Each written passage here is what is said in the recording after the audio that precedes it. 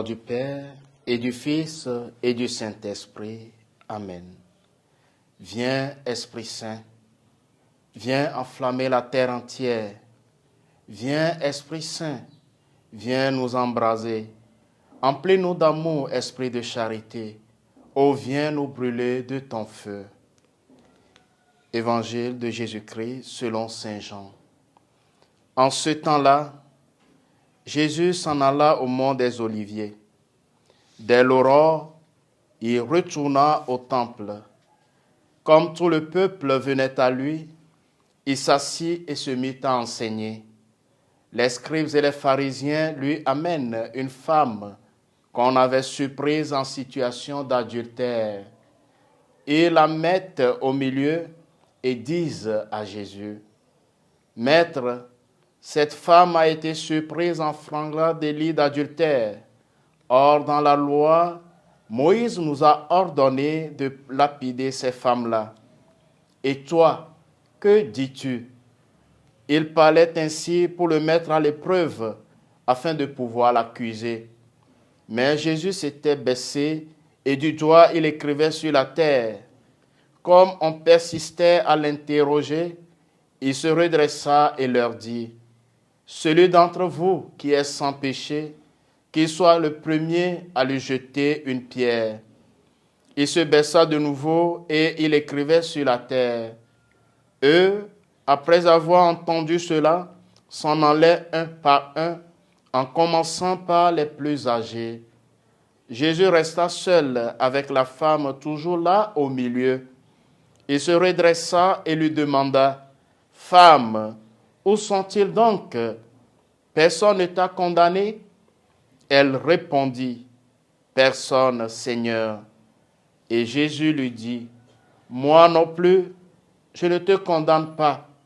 Va et désormais ne pêche plus. » Acclamons la parole de Dieu. Chers frères et sœurs bien-aimés, en ce lundi 27 mars 2023, lundi de la 5e semaine de Carême année A, les lectures nous invitent à contempler la figure du prophète Daniel, emplie de la sagesse de Dieu et celle de Jésus. Daniel a rétabli la justice, innocentant Suzanne, accusée par de fourbes juges dont le cœur était détourné de Dieu et qui avait porté un faux témoignage contre l'innocente. Dans l'Évangile, Jésus se met à la hauteur de la femme qui croule dans la boue de ses péchés et sans doute jetée à terre par ses accusateurs afin d'être sentassiée puis lapidée. Il ne se pose pas en juge, mais en frère qui sait voir dans l'enfant perdu son prochain et part à sa recherche. Les accusateurs de cette femme adultère, face à l'expérience de leur propre faiblesse et à l'aveu intérieur de leur finitude, vont faire le choix d'écouter le maître qui a parlé à leur cœur et leur a demandé de faire leur examen de conscience. Et ils vont partir. Après leur départ, Jésus se met debout devant la femme seule. Il se présente maintenant à elle comme juge et il ne reste que 2 jugements à poser. Le sien, basé sur ce qu'il a dit et fait. Il n'y a pas de plus grand amour que de donner sa vie pour ce qu'on aime.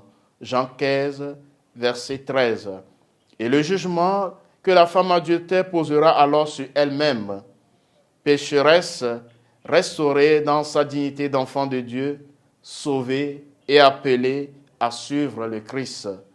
Le Christ l'ouvre à la vraie vie. Aujourd'hui encore, Jésus vient aussi à notre rencontre et nous rappelle qu'il est notre seul juge, un juge aimant, miséricordieux et qui veut notre bonheur.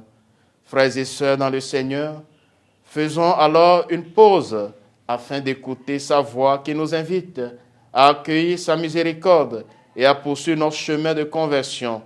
Demandons-lui de nous restaurer dans notre dignité d'enfant de Dieu. Le Seigneur soit avec vous. Que Dieu Tout-Puissant vous bénisse, le Père et le Fils et le Saint-Esprit. Amen.